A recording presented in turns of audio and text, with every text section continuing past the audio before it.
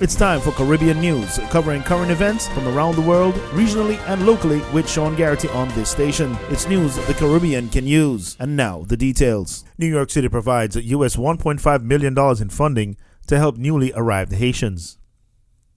New York City Mayor's Office of Immigrant Affairs, the MOIA, Commissioner Raquel Batista on Wednesday announced that the city will provide $1.5 million in funding to help newly arrived Haitian immigrants in New York access immigration legal assistance and social services. The investment is part of the city's continued commitment in responding to Haiti's compounding crises over the past few months, Batista said.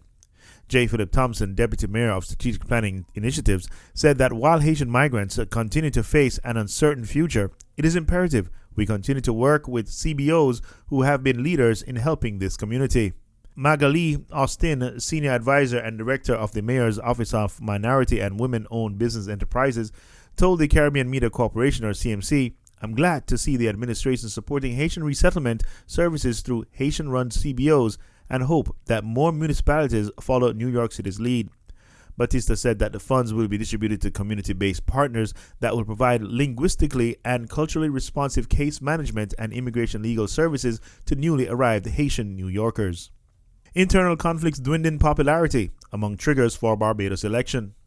Outgoing opposition leader Bishop Joseph Atherley has listed possible internal conflicts, dwindling popularity, intention to impose alternative lifestyles, and severe austerity from the International Monetary Fund, or IMF, as triggers for the snap election in Barbados on January 19.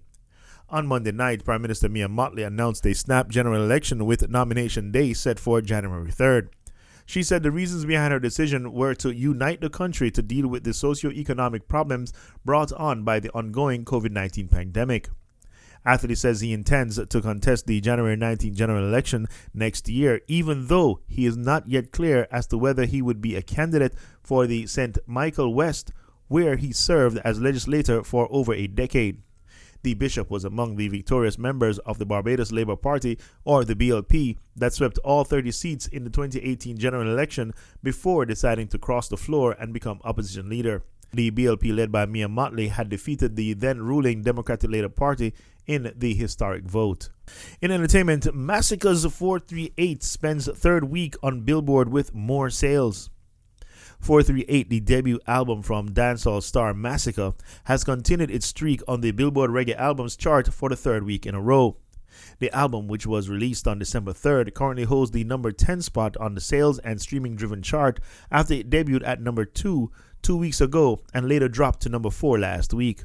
According to the data provided to Dancehall Mag from Billboard sales tracker MRC data, 438's total consumption from sales and streaming in the United States during its third week of release, ended on December 23rd, was 1,000 equivalent album units. No pure album sales were recorded during this week, according to the MRC. The third week's total consumption included 200 in digital song sales, 1.287 million in on-demand audio streams, and 80,700 in on-demand video streams. In business, Delta, Alaska joined list of flight cancellations. U.S. carriers Delta Airlines and Alaska Air Group canceled hundreds of flights on Tuesday due to adverse weather conditions and rising cases of the Omicron variant. Gloria Sau reports for Reuters. U.S. carriers Delta and Alaska Airlines have canceled hundreds of flights over bad weather and the Omicron variant, marking a fifth straight day of cancellation chaos this holiday season. Despite the ongoing disruption, the U.S. CDC said on Tuesday it isn't currently recommending a COVID-19 vaccine mandate for domestic flights, contrary to a suggestion by top infectious disease expert Anthony Fauci. Thousands of planes were grounded over Christmas weekend as airlines struggled with snowy weather and staff shortages from COVID infections. In a move that could help airlines and other businesses navigate staffing problems, the CDC announced Monday it was having the recommended quarantine time for infected but asymptomatic Americans from 10 days to 5.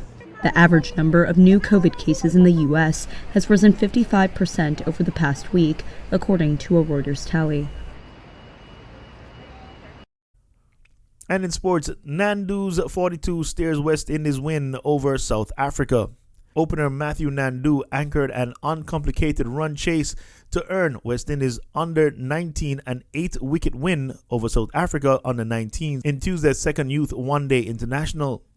The left-hander struck a patient unbeaten 42 for 75 deliveries as the hosts overhauled a target of 104 in the 24th over at Arnos Vale Stadium. The win levels the 4-match series after a disappointing defeat in Sunday's opener. And that was the news, entertainment, and sports with Sean Garrity. Be sure to stay tuned to this station for more news from around the world, locally, and the Caribbean.